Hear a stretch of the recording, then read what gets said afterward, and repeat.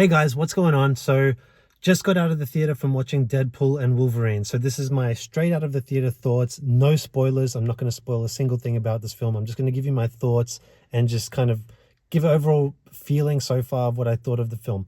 So, okay, my initial thoughts is really good. I'm not going to say it was great or amazing or anything like that. I thought it was really good. It's fun. It's definitely fun. That's the key word here, is that the film is a lot of fun. It is an absolute like fan service buffet. And if that's what you're looking for, you're not going to be disappointed whatsoever. It is all about fan service, this film. It does have a heart to it, and that's consistent with the previous two Deadpool films too, where yes, there was joke after joke after joke and just breaking fourth walls and just making light of everything, but there was always an emotional core to each of those films that it would go back to, and this one does have it too. And the whole story, it's in the trailers, is that Deadpool's world, his universe, is going to die at the hands of, I guess, the TVA. It's going to be pruned essentially, and so he's setting out to save it and needs the help essentially of Wolverine. Now, not the Wolverine that we know from the X-Men films, but a variant of Wolverine from another one who wears the yellow suit and all of that. And they basically set out and they encounter all sorts of people. It is an absolute cameo fest, this film.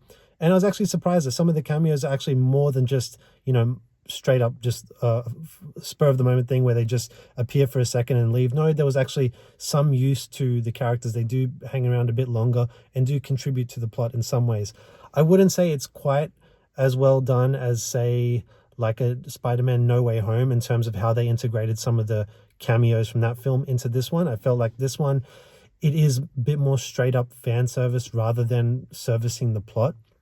But that said, it was fun all around. And this is the promise with the Deadpool film. And that is what they promised us with this one, is that just switch your brain off. It's just dumb fun. Don't think about it too much. And I was prepared for that going in, and so I was able to enjoy it for the most part. There are definitely issues with it, story-wise, and even some of the pacing throughout the film, just the way I felt it kind of stagnated at times. And I'll talk about that a bit further in my full spoiler review. But look, Ryan Reynolds, this movie is going to make a ton of money just based on, I think the word of mouth is going to be really positive for this film.